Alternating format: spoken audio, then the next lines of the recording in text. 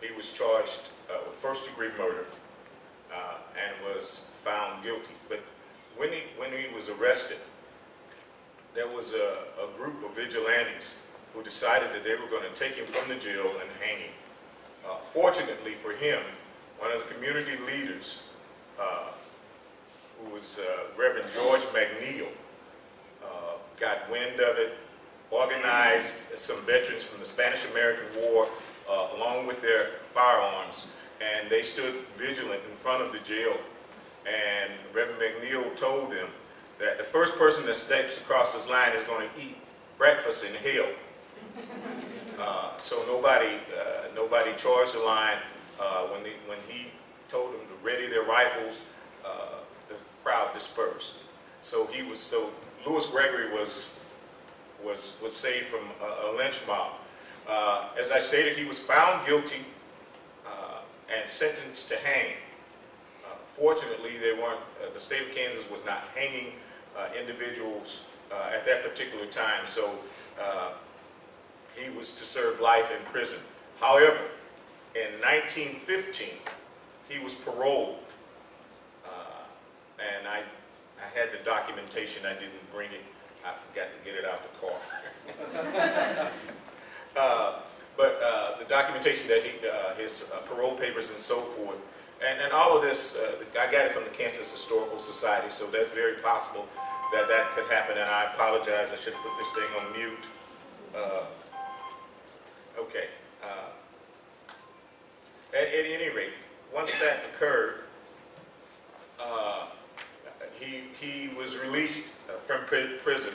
I have talked to some of his relatives who do not care to be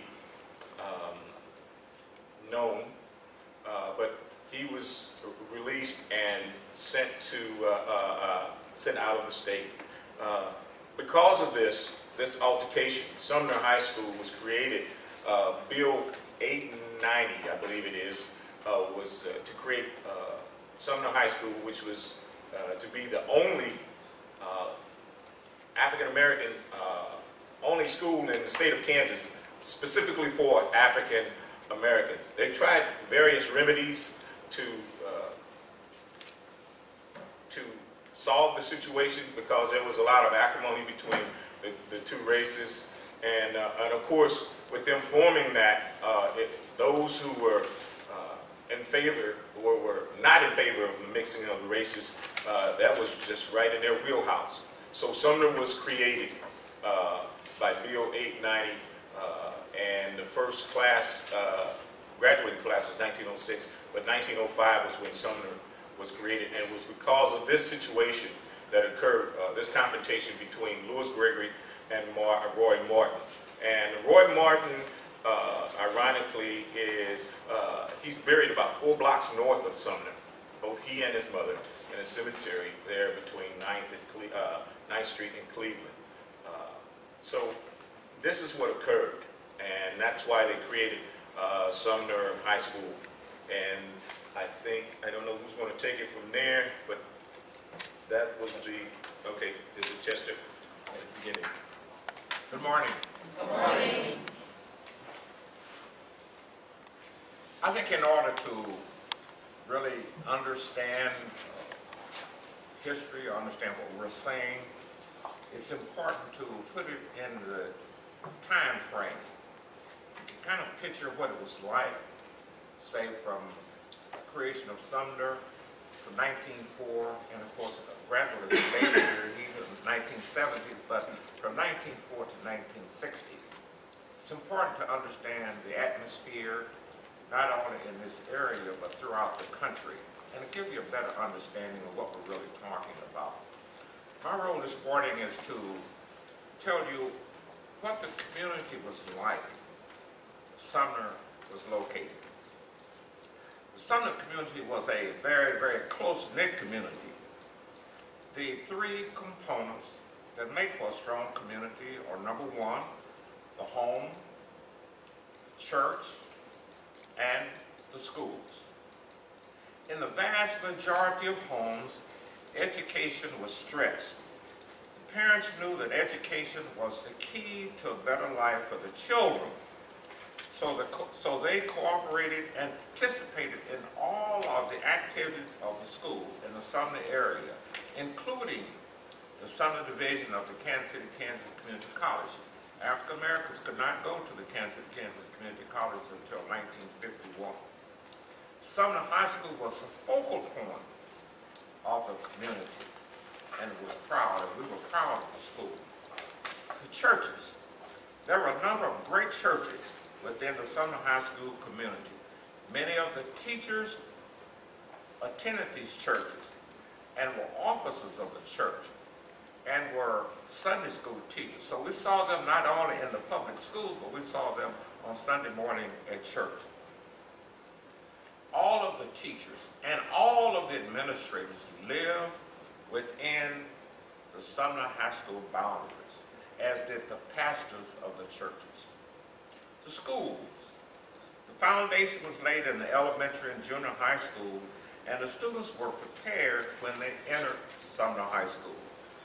Sumner High School was a focal point of the community, and there was tremendous pride in the academic achievement, the band, the football and basketball teams.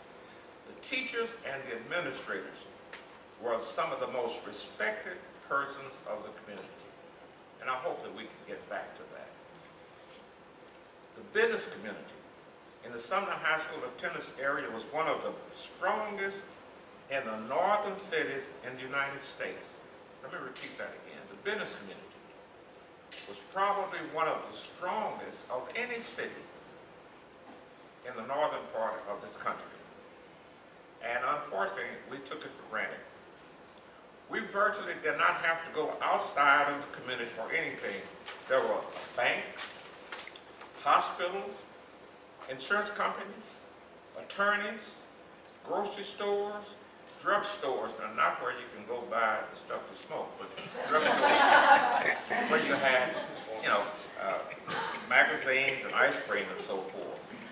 We had theaters, physicians, dentists, beauty schools, beauty shops, barber shops, tailors, cleaners, restaurants, funeral homes, taxi cab companies, filling stations, and a college, Western University, who was open in around the turn of the century in 1902 and did not close until 1944. Sumner High School and faculty was probably one of the finest of any public school in America. This is our feeling. The second principal, John Marcus, was 1908, was a graduate from Fisk University in Nashville, Tennessee, with an A.B. degree, and graduated from Dartmouth College in 1904 with an A.B. degree. He was elected president of Langston University in Oklahoma when he left Sumner High School. The third principal of Sumner High School was John A. Hodge, from 1916 to 1951. He is the most, in my opinion, the most responsible for leading Sumner High School to be one of the most respected schools in the area. He received an A.B. and an A.M. degree from Indiana University. He also served as the assistant dean of the Sumner Junior College. S.H. Thompson was the fourth principal of Sumner High School and also a graduate of Sumner High School. He served from 1953 to 1972. The faculty was always one of the finest. By 1926, 41% of the teachers held a master's degree. From 1934 to 1935, 61% had master's degrees. The degrees was from the finest colleges and universities in the country.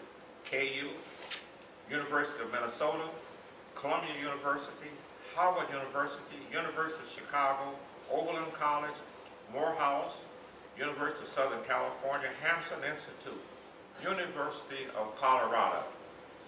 Many of the teachers sought positions at Sumner High School because of the positive reputation that it had earned under the leadership of John A. Hodge.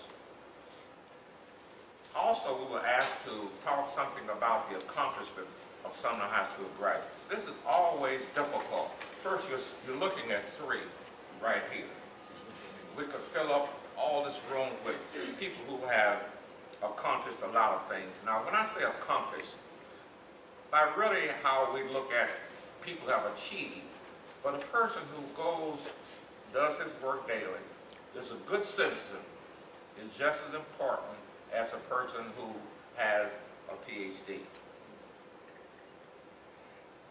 Let me begin with, well, just briefly, with the father of Elmer. He's very modest, a person, sometimes. I'm only kidding. Great fellow. I have so much respect. We grew up in the same neighborhood. I'm older than he is, but his father is a person that really set the pattern for me. He was a person that I saw. And we've talked about his father here. Deborah had mentioned some things that he has accomplished. Delano Lewis, who's a KU graduate. I think he was a grade ahead of Elmer, I think. He was director of the Peace Corps in Uganda in the 1960s, president of C&P Telegraph in Washington, D.C., president of the Board of Trade in Washington, D.C., served on many of the board of directors for many of the blue chip companies, president of the National Public Radio. He retired, but was called out of retirement by President Clinton and served as ambassador to South Africa. Now, mind you, these persons live in what we call now, and I just despise the word inner city, lived in an area, that's what we would have called it then if people had been that dumb. William P. Foster, KU graduate, chairman of the music department at Florida A&M. He is known as America's bandmaster. His manual that he wrote for marching bands was and still may be used by most major colleges and universities. His name is one of the names that appears on the Fine Arts building at Florida A&M, Foster Tanner, and even Tanner has ties to Kansas City, Kansas. The School of Veterinary Medicine at Tuskegee University, which is still one of the most outstanding schools of veterinary medicine in this country, is named for two Sumner High School graduates, Ditto Williams and William Boyd. Ditto Williams became the first African American to be president of the American Veterinary Association. Cardell D. Meeks, Sr. and Jr., here we all live in the same neighborhood. Both district judges in Wyandotte County and both graduates of KU. We mentioned Dr. Pinker, Dr. Marjorie Case, and Deborah may challenge me on this, but I think she was the first female graduate of the medical school, even though she could not do an internship in Kansas. She had to go to Howard University, a graduate of Sumner High School. Dr. Anita Taylor, John McClendon, KU graduate, and some of you may saw the movie that was done about a month ago on him. He is in more basketball halls of fame as a coach than any other coach in America. Bertram Carruthers Jr., graduate of KU.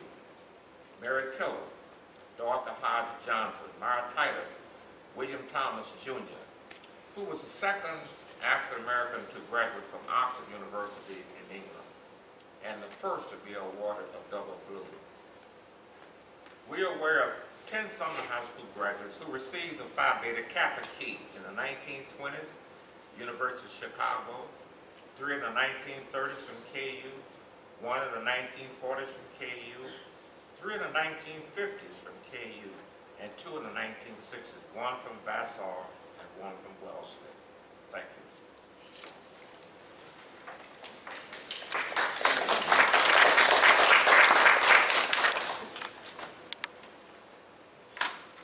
Good morning again. Good morning. We've been sharing a lot of information with you, and it's all very good and very important. But it is most important that you understand that it is not just information to us. It is about issues that are really close to our hearts. And the experiences that we had not only made us who we are in terms of any accomplishments that we may have made, but also made us who we are in terms of the relationships that were formed within the communities where we grew up. Those communities no longer exist, and it is for that particular reason that it is a very emotional topic for us to discuss. We try to give you basic information, which is kind of what we've done for you this morning, but at the same time, you have to understand what was really going on and why there is an emotional experience with the story of Sumner High School. Sumner High School's story begins and spans in time and space, starting with the turn of the last century, the 1900s, as you heard. And it was in 1904 that the incident occurred, which was a horrendous event. And it was horrendous for the persons who were personally involved. As you can see, there are people who have made contact with those persons to talk with them about what it is that they have experienced as a result of that particular shooting. And it was a horrendous experience for both the black and the white communities. It was so because, as you understood, Sumner High School opened in 1904 as the only segregated, racially segregated school in the entire state of Kansas. That was a dubious, to say the least, honor. What had happened at first was that instead of having the students go back to school together, they thought, well, we'll have them split half day the white kids go and half day the black kids go. And actually that happened until the school was able to open, and it opened technically in 1905, and the first graduating class, as you've heard, came out in 1906. It's interesting to me to note that that first graduating class was only about a dozen